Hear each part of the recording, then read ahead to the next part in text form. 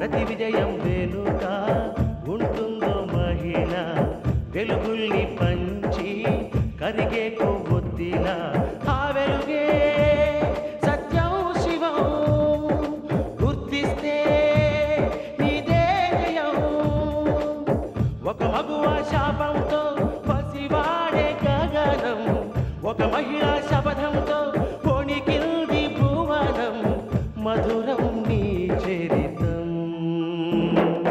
ఓ మగువా జయీ భవ ఓ మహిళా విజయీ భవ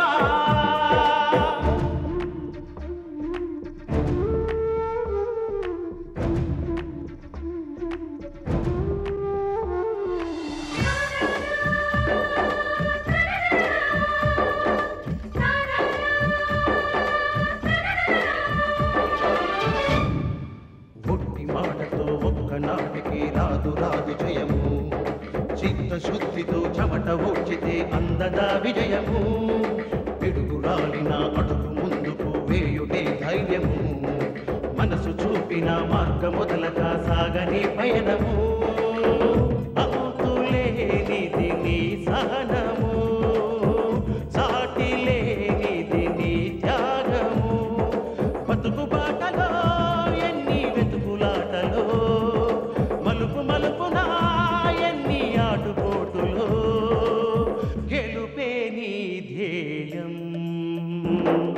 సాహసమే నీ ఆయుధం సాధించే నీ ఆశయం సాహసమే నీ ఆయుధం సాధించే నీ ఆశయం. రే ప్రసాద్, నేను చచ్చి నీ కడుపును పుడతానరా, నా గురించి ఎవరికి చెప్పకరా బాబు. ఇదిగో ఈ 10,000 ఉంచుకో.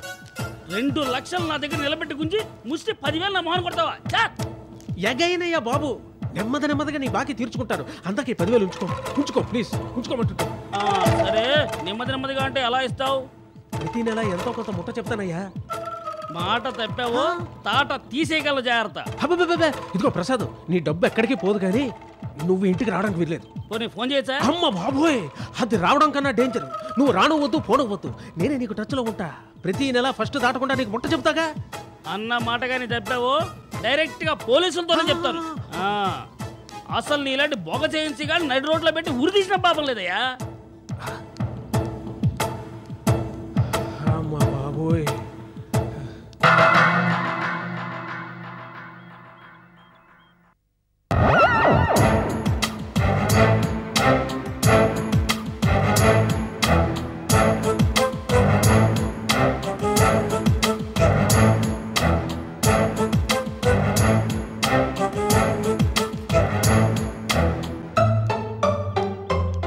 బంగారు బాబు, సిస్టర్, మీ ఫ్రెండ్ ప్రసాద్కి ఇప్పించినట్టు మా నాన్నకు కూడా సింగపూర్లో ఒక ఉద్యోగం ఇప్పిస్తావా?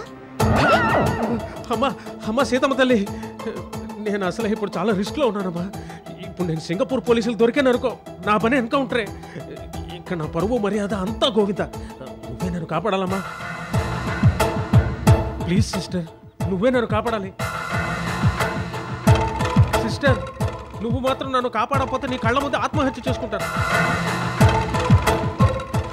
ఇవి చేతులు కాళ్ళు అనుకుంటానమ్మా. అన్నయ్య, తప్పులు అందరూ చేస్తారు, కానీ నువ్వు చేసింది ఇలాంటి తప్పు కాదు. దేశద్రోహం. సక్రమ పద్ధతుల్లో ఏజెన్సీ నడిపితే నీకీ పాటలు ఉండేవి కాదుగా. అప్పుడు నిజంగా నువ్వు బంగారు బాబు అనిపించుకునేవాడివి.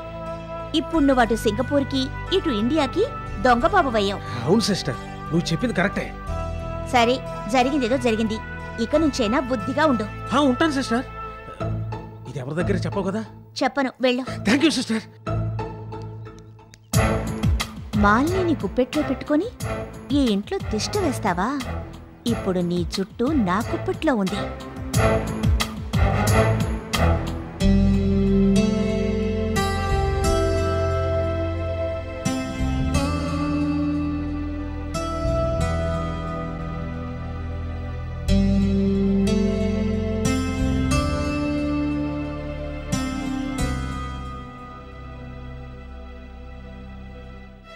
రాత్రి మా ఆవిని సినిమాకి తీసుకెళ్ళాను రా. బ్రహ్మానందం చేతలు చూసి అయ్యో ఒకటే నవ్వు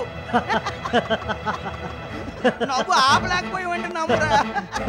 అప్పుడు మా ఆవిడని చూస్తుంటే ఆపండ్రా. పంచేడు మరి తిరిగి దమ్ము కొడుతూ కబుర్లు చెప్పుకుంటున్నారా? Tea time sir. Tea time ఏంటి? టీ టైం ఎప్పుడు అయిపోయింది? పనే కొట్టడానికి ఇదొక వంక చెప్తారు.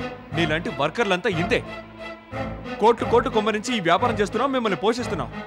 మీరు ఒక్క నిమిషం పనే కొడితే మాకు నష్టం 100లోనూ 1000లోనూ ఉంటుంది. పనిచ్చే వరకు కాళ్ళ వేళపడి బతిమాలుకుంటారు. తీరా పందరికాక టీ టైము, టిఫిన్ టైము, భోజనం టైం అంటూ యూనియన్ మాటలు మాట్లాడతారు. లేబర్ బుద్ధులు ఎప్పుడు ఇంతే. సార్ మర్యాదగా మాట్లాడండి. ఏంట్రా మర్యాద?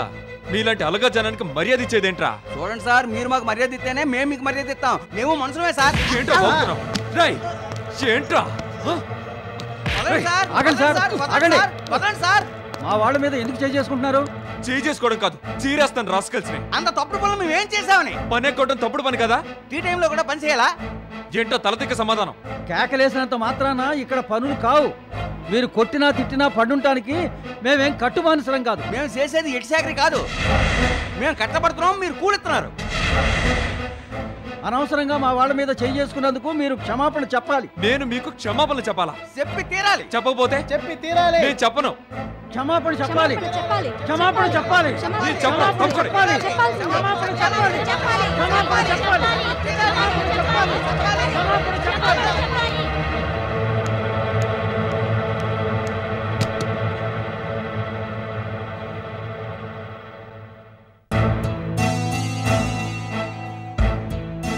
రే వినోద్, నాకు అర్జెంటుగా రేపు 2 లక్షలు కావాలి. చెక్ రాసి సీతకి ఇచ్చేళ్ళు. రేయ్, అప్లోడానికి ఫైనాన్స్ బిజినెస్ నీది నాది కాదు. నేను అప్పు నిన్ను అడగట్లా, నువ్వు నా దగ్గర తీసుకున్న అప్పుని తిరిగి నాకు ఇమ్మంటున్నా. ఏంటి నీకు ఇచ్చేది? లాస్ అంతా నాన్నగారే భరిస్తానన్నారుగా. మెడిసిన్ సిమెంట్ లాసు నాన్నగారు భరిస్తా అన్నారు. మిగతా స్టాక్ తాలూకు సొమ్ము నువ్వే ఇవ్వాలిగా. దాన్ని ఇంకా అమ్మలేదు. అయినా నువ్వు నన్ను అడగాల్సిన పని లేదే. ఏంటి అడగవలసిన పని లేదా? తీసుకున్నప్పుడు తీర్చవలసిన బాధ్యత నీకు లేదా? అమ్మినప్పుడు చూద్దాంలే. ఏయ్, తిక్క సమాధానాలు చెప్పావో మర్యాద దక్కదు. ఏం చేస్తారా? చూడు, నువ్వెప్పుడే ఇస్తానంటే కుదరదు. నాకు ఇప్పుడే ఇచ్చి తీరాలి. ఇస్తాను. అసలు వడ్డీ సరిపడేలా లాగి పెట్టిస్తాను. ఏంట్రా వాగుతున్నా? ఏమండి? ఏమండి? వదలండి. చెప్పింది వినండి. ఏమండి? నా మాట వినండి. వదలండి. ఏమిటండి ఇది? వదలండి. ఏమండి? ఆపండిరా.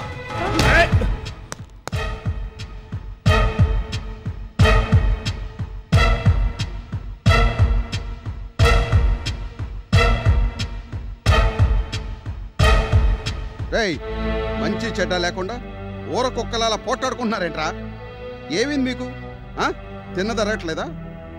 ఎందుకు కొట్టుకుంటున్నారో చెప్పిచ్చావండి. ఆ బాకీ గురించి అడిగితే ఇవ్వను పొమ్మంటున్నాడు. సిమెంట్ అమ్మకి ఇస్తానన్నారుగా. అదేదో సరిగ్గా చెప్పి అడవచ్చుగా, అలా కసురుకుంటావు ఎందుకు? నాకు చిరాకు ఉందని చెప్పానుగా. అయినా నువ్వు విన్నావా?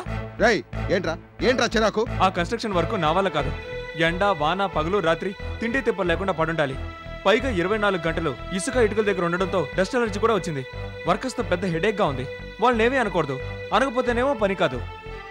ఇవాళ నా మీదే తిరగబడ్డారు రాస్కల్స్. ప్రతి బిజినెస్ లోనే ఏవో ప్రాబ్లమ్స్ కామన్. తెలివిగా మేనేజ్ చేసుకోవాలి. నా మీద చూపించినట్టే నీ ప్రతాపం ఆ లేబర్స్ మీద కూడా చూపించుంటావు. అందుకే తిరగబడి ఉంటారు. కన్స్ట్రక్షన్ వర్క్ అంటే ఏసీ రూమ్ లో కూర్చొని చెక్కుల మీద సంతకం చేయడం కాదు. ఓసారి ఆ వర్క్ ఏదో నువ్వు చేసి చూడు, తెలుస్తుంది. నాన్నగారు, కన్స్ట్రక్షన్ వర్క్ నాకొద్దు. నా వల్ల కాదు, నేను చేయలేను. నువ్వు చేసిన ఘనకారం ఏమిటో ఇంజనీర్ ఫోన్ చేసి చెప్పాడు. అయినా వర్కర్స్ మీద చేసుకుంటారా? నువ్వు సైట్కి వెళ్తే వర్కర్స్ రావని చెప్పారట. అది వాళ్ళ కండిషన్. వాళ్ళు పెట్టేది ఏమిటి డాడీ కండిషన్? చచ్చిన నేను సైట్కి వెళ్ళను. ఇదిగో వీడికి వచ్చినాడుకో అప్పచెప్పండి. నాకేం పట్టింది ఆ రాళ్ళ పని చేయించడానికి? ఏమండి, నేను మాట చెప్పనా? ఏంటో? ఇష్టం లేని పని ఎంత చేసినా లాభం లేదు.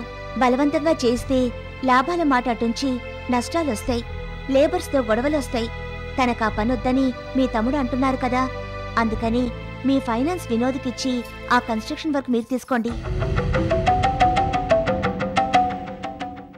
వాడొద్దన్నాడని నన్ను తయారవమంటావా? ఇచ్చి చూడు ఎలా చేస్తాను. చించావులే. ఏమండి, మీరు ఏ పనైనా చేయగలరు. మీ మీద నాకు ఆ నమ్మకం ఉంది. మీ తమ్ముడు చేయలేని పని మీరు చేసి చూపించాలి. నాన్నగారు తీసుకోవాల్సిన డెసిషన్ నువ్వు తీసుకుంటున్నావేంటి? ఈ ఇంట్లో ఎటువంటి గొడవలు జరగకుండా అందరూ సంతోషంగా ఉండాలన్నది మావయ్య గారి కోరిక, మా అమ్మ కోరిక. మీకు బాధ్యతలు అప్పచెప్పుతున్నప్పుడే విడిపోవడాలు, వేరే కాపురానికి అవకాశం ఉందని ఇందు చెప్పింది. ఆ పరిస్థితి రాకుండా చూసే బాధ్యత ఈ ఇంటి పెద్ద కోడలుగా నాకుంది. మావయ్య, మీరు చేయాల్సిన పని నేను చేశానని మీరు మరోలా అనుకోవద్దు. అనుకునేదే ఉందమ్మా, మంచి సలహా ఇచ్చావు. వినోద్ చేసిన వెధవ పని తెలిసాక నేను అదే నిర్ణయానికి వచ్చాను. నా మనసులో మాటే నువ్వు చెప్పావు. ఎరా జయకృష్ణ, చేస్తావా? ఎందుకు చేయరు? ఏమండి చెప్పండి. సరే.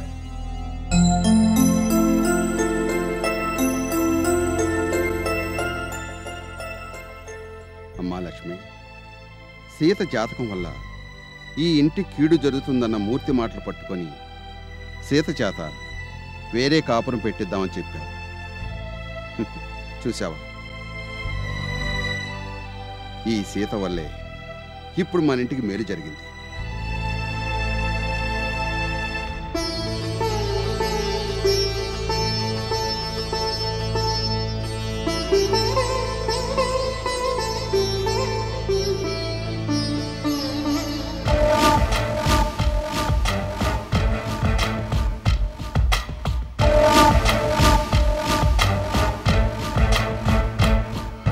ఏదో పెద్ద తెలివైందని అనుకున్నాను. ఎంత తెలివి తక్కువగా ప్రవర్తించావేమిటమ్మా? సీత, నీ ప్రవర్తనే కాదు, నీ నవ్వులో అంతరార్థం కూడా నాకు అర్థం కావట్లేదు. నాన్న, ఒక్కోసారి నువ్వు చాలా అమాయకంగా మాట్లాడుతుంటావు. నువ్వు పప్పులో కాలేస్తుంటావు. నీ కూతుర్ని చాలా తక్కువగా అంచనా వేస్తున్నావు. ఉగ్గు పాలెల్లో పగను రంగరించి పెంచావు. నేను ఏం చేసినా దానికో కారణం ఉంటుంది. ఏమిటమ్మా నాకు తెలియని కారణం? రోజు హాయిగా చెక్కులాడే ఫైనాన్స్ బిజినెస్ ఏమో మీ మడికి ఇప్పించావా? ఆ మట్టి తీసుకునే కన్స్ట్రక్షన్ బిజినెస్ ఏమో మీ ఆయనకి ఇప్పించావా? ఇదేనా ప్రతీకారం తీసుకునే పద్ధతి? మంచి చెయ్యాలంటే ముక్కుకి సూటిగా పోవాలి, వంచాలంటే చాటుమాటుగా వెళ్ళాలి. అన్నదమ్ములిద్దరికీ పోర్ట్ఫోలియోలు తారుమారు చేసింది ఎందుకో తెలుసా? ఫైనాన్స్ బిజినెస్ చేతికొచ్చిన వినోద్కి పట్టపగ్గాలుంటావు. కోతికి కొబ్బరికాయ దొరికినట్టు, కుక్కను సింహాసనం ఎక్కించినట్టు, పిచ్చోడికి పట్టాభిషేకం చేసినట్టు ఫీల్ అవుతాడు. ఇక మాలిని బంగారు బాబుల సంగతి చెప్పక్కర్లేదు. వినోద్ని మూల విరాట్లా మూల కూర్చోపెట్టి ఉత్సవ విగ్రహాల్లా అన్నాచెల్లెలు ఊరెగుతారు. మాలిని విలాసాలకు ఆడంబరాలకు అడ్డు ఆపు ఉండదు. అనితను ఒక ఆట ఆడిస్తుంది. పైసా కూడా వాళ్ళకు అందకుండా సాధిస్తుంది. రోజుకొక నగ, పూటకో చీరగా అనితతో పోటీ పడుతుంది. అనుక్షణం అవమానిస్తుంది. దాంతో వినోద్ బాలాజీల మధ్య పచ్చగడ్డి వేస్తే భక్కుమంటుంది. వాళ్ళ సంగతి సరే, మన అల్లుడు గారి పరిస్థితి ఏమిటి? ఈయనకేమో కన్స్ట్రక్షన్ లో ఓనమాలు తెలియవు. ఆ వినోద్ గారి కన్నా తీసుకట్టు. ఈయన నిర్వాహకంలో ఆ బిజినెస్ కూడా పోతుంది. మీ మామగారి దృష్టిలో ఏమీ చేత కనబడైపోతాడు. అటు ఫైనాన్స్ బిజినెస్, ఇటు కన్స్ట్రక్షన్ బిజినెస్ రెండూ పోతాయి కదమ్మా. అందుకే కదా ఇదంతా చేసింది. 2 బిజినెస్లు దివాళా తీస్తే ధర్మారావు పరిస్థితి ఏమిటి? కొడితిలో పడ్డ ఎలకేగా. ఎక్కడి నుంచి ఎక్కడికి నరుకొచ్చావమ్మా? శాబాష్ సీత, శాబాష్. నీ గొప్పతనాన్ని ఇప్పుడు ఒప్పుకుంటున్నాను.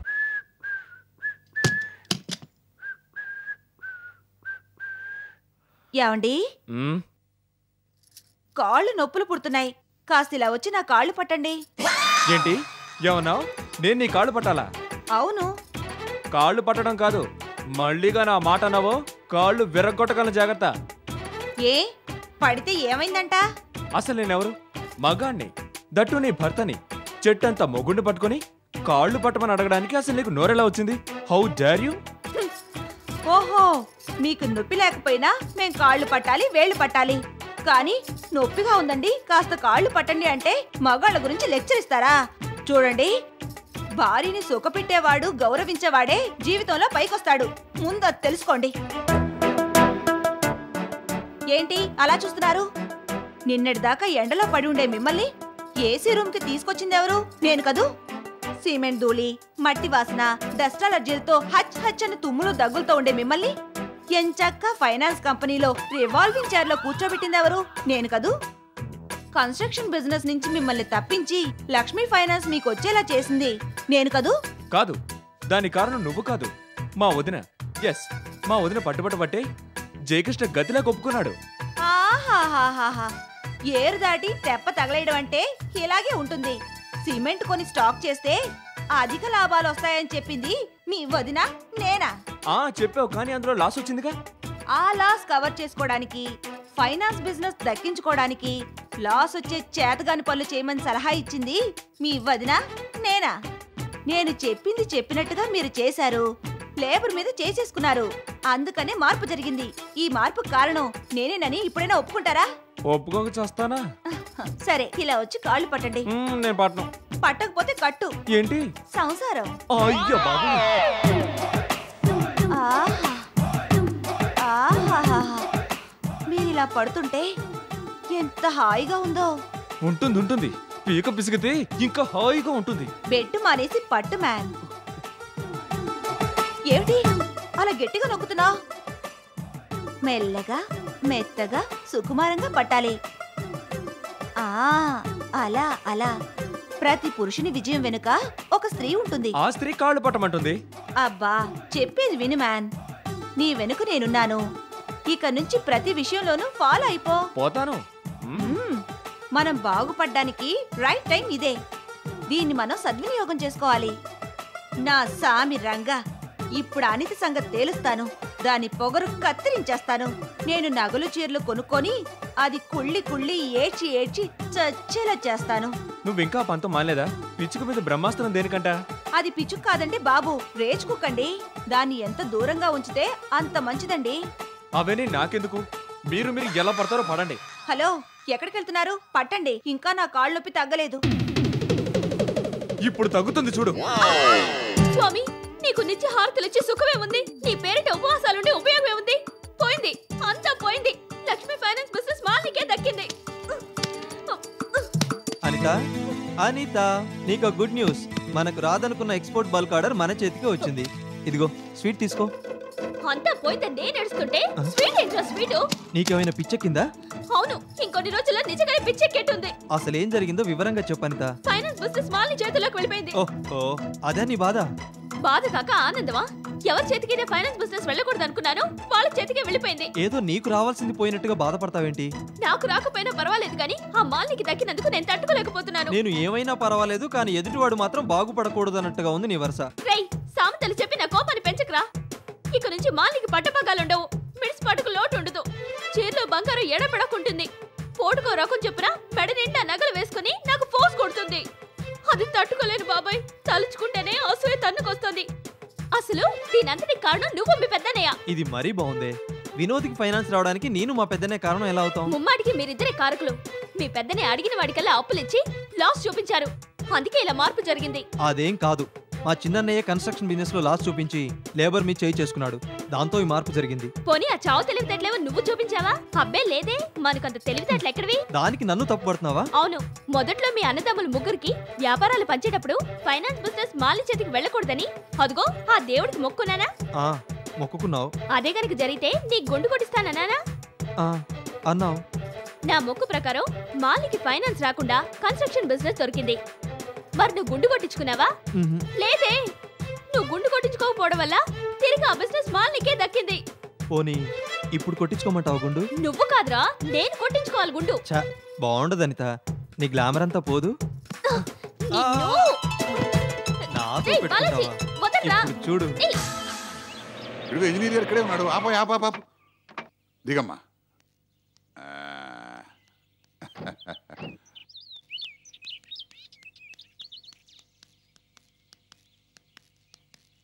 నమస్కారం ఇంజనీర్ గారు. నమస్కారం సార్. కలాసానా? బాగున్నారా? ఇంజనీర్ గారు, ఇప్పుడు ఈ కన్స్ట్రక్షన్ వర్క్ మా ఆయన చేతికొచ్చింది. అవునమ్మా, నిన్నే తెలిసింది. ఇంజనీర్ గారు, ఈ బిజినెస్ గురించి మా ఆయనకి ఏబిసిడీలు తెలియవు, నాలెడ్జ్ జీరో. అందుకని అన్నీ మీరే చూసుకోవాలి. ప్రతి విషయం ఆయనకి తెలిసేలా మీరే గైడ్ చేయాలి. అలాగేనమ్మా. ఇప్పుడు రియల్ ఎస్టేట్ బిజినెస్ ఎలా ఉంది? అంత బాగలేదమ్మా. ఏమండి, ఏ బిజినెస్ అయినా ఎప్పుడు ఒకే రకంగా ఉండదు కదా. కొన్నాళ్ళు అప్పులో ఉంటుంది, కొన్నాళ్ళు డౌన్ లో ఉంటుంది. అవుననుకోండి. దాని గురించి మేము చెప్పాల్సింది చెప్పాం.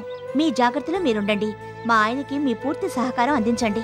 అమ్మా, ఇంజనీర్ గారికి నువ్వు వేరే ప్రత్యేకంగా చెప్పాలా? ఆయన మన సొంత మనిషి, అన్నీ ఆయనే చూసుకుంటాడో. ఇంకా ఏదైనా మాట్లాడాల్సింది ఉంటే మాట్లాడు. అవును, మీ వాడి పెళ్లి సంగతి ఏం చేశారు? అదేనండి, మీ భాస్కర్కి మా ఇందును చేసుకునే విషయం అసలేం పట్టనట్టుగా మాట్లాడుకుంటూ ఊరుకున్నారేంటి? అబ్బే అదేం లేదు. మీ ఇంట్లో పెళ్లిళ్ళు అయ్యేదాకా ఆగమని ధర్మారావు గారు అన్నారు. ఆ తర్వాత నేనేం కదపలేదు. మా పెళ్ళిళ్ళు ఎప్పుడూ అయ్యాయి కదండి, ఇంకా ఎంతకాలం అని వెయిట్ చేస్తారు? పెళ్ళిళ్ళు అవడం, వ్యాపార పంపకాలు జరగడం, ముగ్గురు కొడుకులు ఎవరి పనులు వాళ్ళు చేసుకుంటూ ఉండడం, ప్రాబ్లమ్స్ సాల్వ్ అయ్యాయి కదండి. మీరింత చెప్పాక నేను ఎందుకు ఊరుకుంటాను? రేపే వచ్చి మాట్లాడతాను. ఏమండోయ్, ఇదంతా మీ మంచి కోరి చెప్తున్నాను కానీ ఇందులో నా స్వార్థమే లేదు సుమా. అయ్యో, అలా నేనెందుకు అనుకుంటాను? మీరు ఇక్కడే ఉండండి, కాంక్రీట్ వర్క్ చూసేస్తాను. అలాగే. అమ్మా సీత, నువ్వు పాలిటిక్స్ లో చేరితే బ్రహ్మాండంగా ఉంటుందిరా. ముందు మన ఇంటి పాలిటిక్స్ ని డీల్ చేయని, ఆ తర్వాత స్టేట్ పాలిటిక్స్ గురించి ఆలోచిద్దాం. ఇందు ఇంటి నుంచి ఎంత త్వరగా బయటకెళ్తే అంత మంచిది. అది ఆ గడప దాటనంత కాలం మన ఆటలు సాగవు. దాన్ని ఇంట్లో నుంచి బయటికి పంపించాలన్న ఆలోచన మనకు వచ్చింది అంటే అది బయటికి వెళ్ళిపోయినట్టే. మనకు జయమురా, జయము నిశ్చయమురా, భయము లేదురా.